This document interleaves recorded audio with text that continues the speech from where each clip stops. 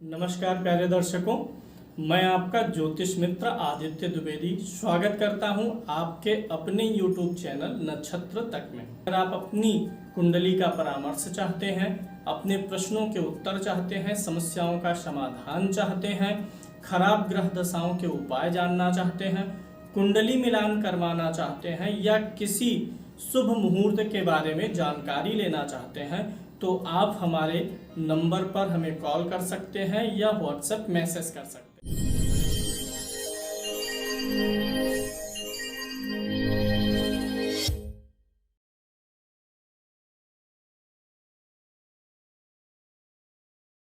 आयु और मृत्यु का अनुमान कैसे आप लगा सकते हैं किसी की कुंडली को देख के? इसके लिए कई सारी विधियां हैं और मार्केश दशा अंतर दशा भी देखना होता है। तो आज की विधि से आपको यह एक अनुमान मिल जाएगा सामने वाली की कुंडली के बारे में कि यह व्यक्ति ठीक ठाक जीवन जी के इस धरती से जाएगा कि उसकी जिंदगी बीच रास्ते में धोखा दे सकती है, यानी अच्छी लाइफ एंजॉय करेंगे या फिर अचानक से जीवन में कुछ हो सकता है जिससे हम बोलते हैं जिसको असामयिक मृत्यु हो सकती है, समय के पूर्व मृत्यु हो सकती है। इसी के बारे में मैं आज आपको समझाऊंगा। आप अपनी कुंडली ले लीजिए। मैं प्रयास करता हूं कि आपको कम से कम गुणागणित करना पड़े और आप सीख जाएं। तो आज हम लग्न कुंडली से और अष्टक वर्ग इन दोनों से बताएंगे और आपको कैलकुलेशन नहीं करना पड़ेगा, सिर्फ कुंडली सामने रख लीजिए। पहले हम चर्चा कर लेते हैं कि कुंडली में आयु का भाव कौन सा है। लग्न कुंडली का जो पहला घर है, प्रथम भाव, वह स्वयं व्यक्ति होता है, यानी पहला घर सबसे महत्वपूर्ण है और पहला घर व्यक्ति स्वयं है। इससे व्यक्ति की आयु देखी जाती है।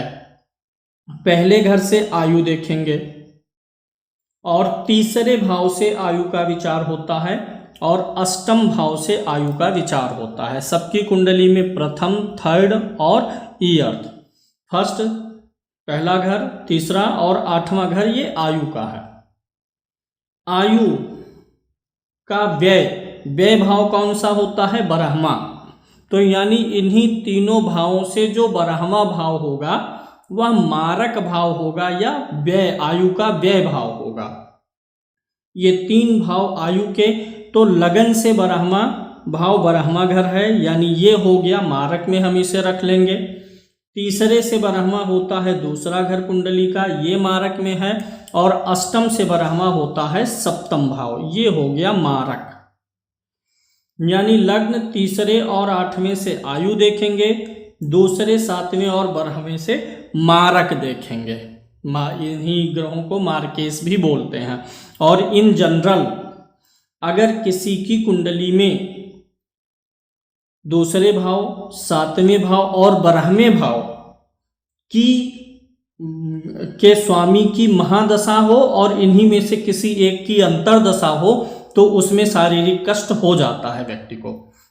जैसे मान लीजिए किसी की कुंडली में द्वितीयेश की महादशा है, अब उसमें सप्तमेश की अंतरदशा या बरहवें भाव की अंतरदशा आएगी तो शारीरिक कष्ट दे सकता है, देगा। ऐसे बरहवें भाव के स्वामी की महादशा हो, दूसरे की अंतरदशा आ जाए तो शारीरिक कष्ट देगा। ये तो मैं विषय से हटके बता रहा हूँ। फिलहाल आयु का अनुमान कैसे लगाएंगे इसके बारे में चर्चा करनी है। तो आपको समझ में आ गया, तीन भाव हमें मिले आयु के और तीन भाव मिले मारक के। अब आपको कंपैरिजन करना होगा कि ये आयु के तीन भाव बलवान हैं कि मारक के तीन भाव बलवान हैं। और डेफिनेटली आप जानते हैं कि अगर आयु के भाव बलवान होंगे तो आयु अधिक होगी और अगर मारक के भाव बलवान होंगे तो मारक यानी आयु कम होगी। चलिए देख लेते हैं पहले आयु वाले। इसमें आयु में हम लगन को, तृतीय को और अष्टम को लिए हैं। मारक में द्वितीय, सप्तम, द्वादश है। आप अपनी कुंडली रखिए और देखिए लगन पहला घर जो है यहाँ कौन सी गिनती लिखी हुई है। यहाँ कौन सी गिनती लिखी हुई है 5 4 1 8 3 6 9 12 2 7 10 11 में से कोई एक ना एक गिनती यहाँ पर होगी। जो गिनती यहाँ पर लिखी है उसका स्वामी मैंने ऊपर लिख दिया है। मैं मान लेता हूँ कि यह वृश्चिक लगन की कुंडली है। अभी मैं आपको एग्जाम्पल उदाहरण भी दूंगा, टैबलेट सामने रखूंगा, कुंडली बना के उसमें समझाऊंगा भी। अभी तो मैं आपको निकालने सिखा रहा हूँ कि बलवान कौन सा है। अगर यहाँ 8 होगा, वृश्चिक लगन की कुंडली होगी, तो यहाँ 9 10 11 12 1 2 3 4 5 6 और 7। लग्न का स्वामी यहाँ पर कौन सा ग्रह है? मंगल है। 8 नंबर की गिनती का स्वामी कौन है? मंगल है। इसी प्रकार से यहाँ पर आप देख लीजिए तृतीय भाव का स्वामी कौन है? तृतीय का स्वामी 10 नंबर की गिनती है, 10 का स्वामी कौन सा ग्रह है? शनि है। इसी प्रकार से अष्टम भाव में 3 नंबर की गिनती है, 3 का स्वामी कौन सा ग्रह है? बुध है। यानी आयु के लिए ये 3 ग्रह जिम्मेदार हैं। और इसी प्रकार से मारक के लिए देखिए कौन से कितने ग्रह जिम्मेदार हैं। द्वितीय भाव में 9 नंबर की गिनती है, 9 का स्वामी देखिए गुरु है। इसी प्रकार से सप्तम भाव में 2 नंबर की गिनती है, 2 का स्वामी शुक्र है। 12 भाव में 7 नंबर है, 7 का भी स्वामी शुक्र है। तो इस प्रकार से आपको पता चल गया कि आयु वाले ग्रह मंगल शनि बुध हैं और मारक ग्रह गुरु शुक्र और शुक्र है। अब इनके बल को देखना होगा। मैं इन जनरल आपको बताता हूं। देखिए, अगर कोई जैसे लग्न का, तृतीय का और अष्टम का स्वामी अगर खराब भाव में पड़ जाए, जैसे लगन का स्वामी खष्टम में पड़ गया, तृतीय का स्वामी खष्टम में बराह में पड़ गया, अष्टम का स्वामी अष्टम में होगा तो अच्छा होगा। अगर कोई ग्रह, यहाँ देखिए स्वराशि लिखा गया है, अगर कहीं यहाँ जैसे 3 नंबर की गिनती लिखी है, अगर 3 नंबर में ही बुध बैठा होगा तो स्वराशि का हो जाएगा।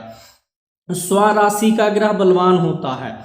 जो भी ग्रह आपके निकल के आए हैं यहाँ पर, अगर वे स्वराशि वाली गिनती में होंगे तो बलवान हैं, उच्च वाली गिनती में होंगे तो बलवान हैं, मित्र वाली गिनतियों में होंगे तो भी बलवान हैं।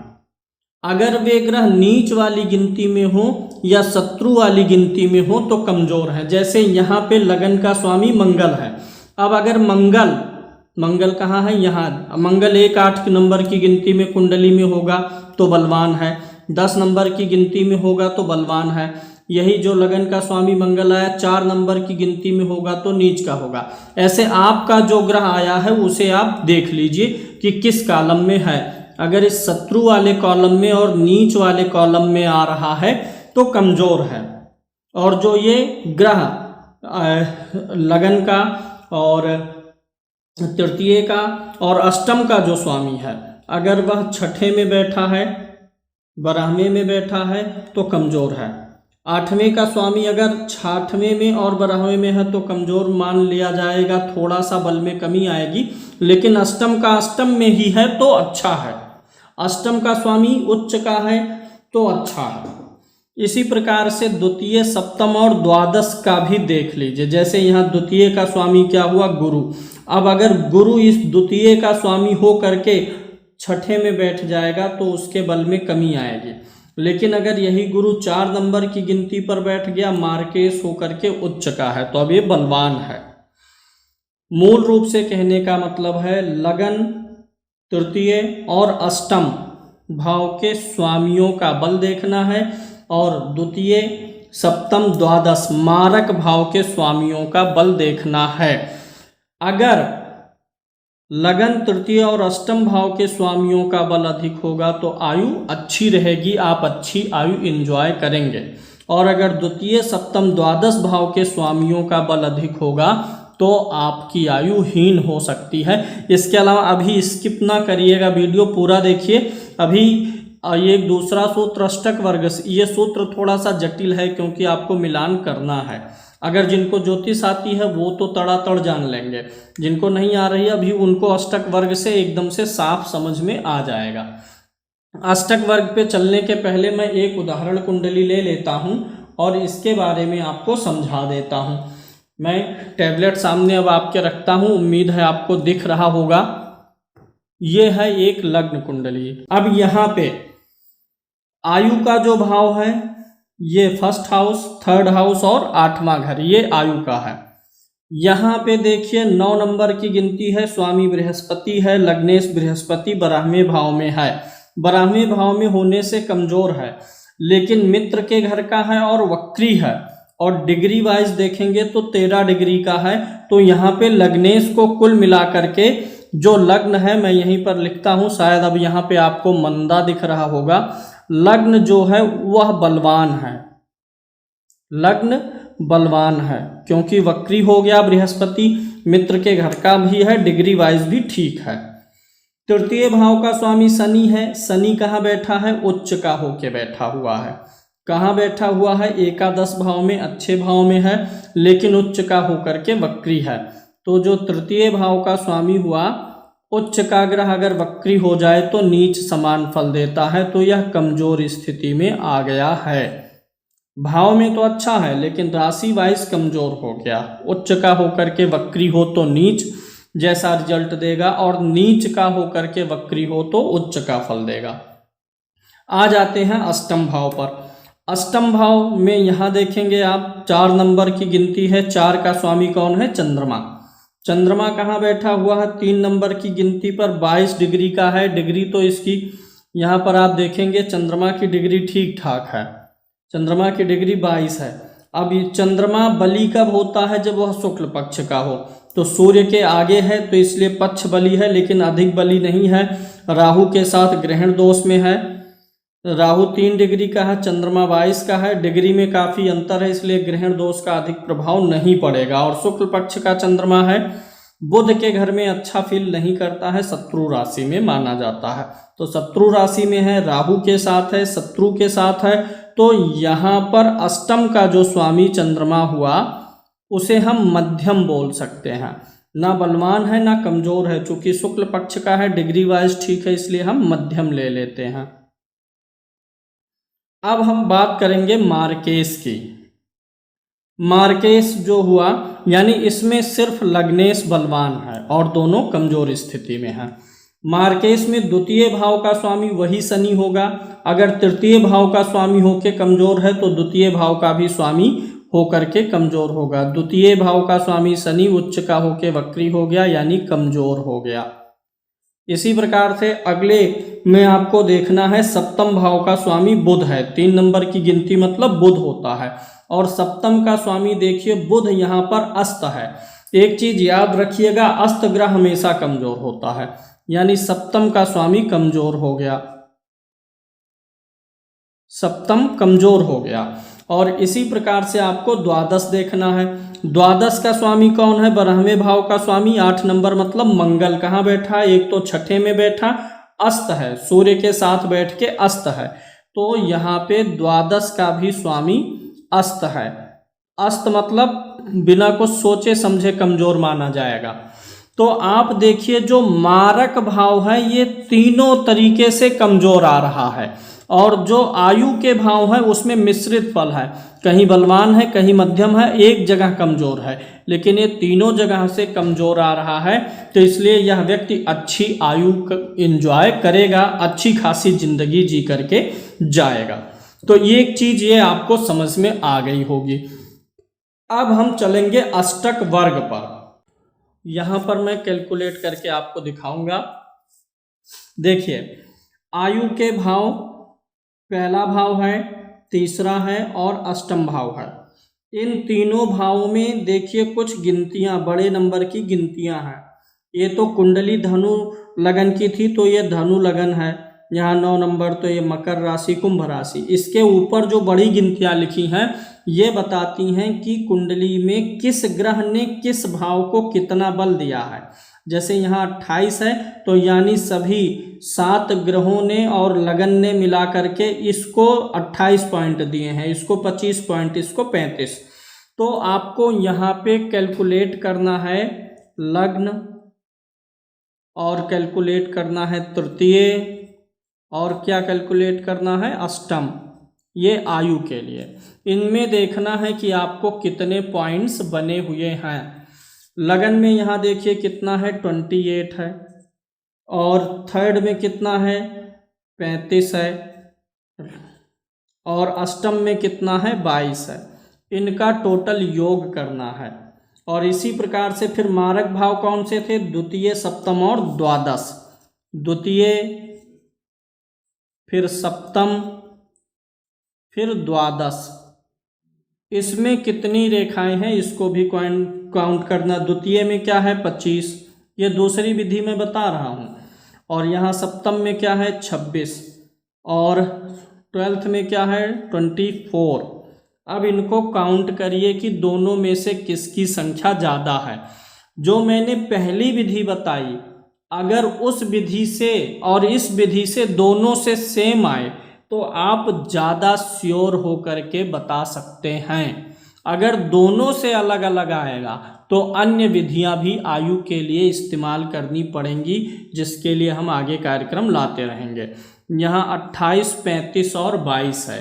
चलिए कैलकुलेट कर लेते हैं। आप ही के सामने हम कैलकुलेटर खोल लेते हैं और आपको दिखा देते हैं। सबसे पहले यहाँ पे हमें लेना है 28, 35, 22। 28 प्लस 35 प्लस 22, कुल मिला करके जो आयु के लिए रेखाएं बनी हैं वो 85 बनी हैं। और मारक रेखाओं को जोड़ लेना है। मारक की रेखाओं को जोड़ते हैं। पहला है 25 प्लस 26 प्लस 24, कुल मिला करके आया है 75। तो अष्टक वर्ग से भी आप देख रहे हैं कि जो आयु वाले भाव हैं उसमें अधिक रेखाएं हैं, और जो मारक वाला भाव है उसमें कम रेखाएं हैं। और जो पहली विधि से भी हम निकाले थे उसमें आयु वाला भाव बलवान था। एट ऑल यह व्यक्ति अच्छी लाइफ एंजॉय करके संसार को विदा कहेगा। थोड़ा ध्यान से देख लीजिए, एक बार ना समझ में आए 2 बार देख लीजिए। अपनी ही नहीं, अपने परिवार में अन्य लोगों की भी कुंडली देख सकते हैं।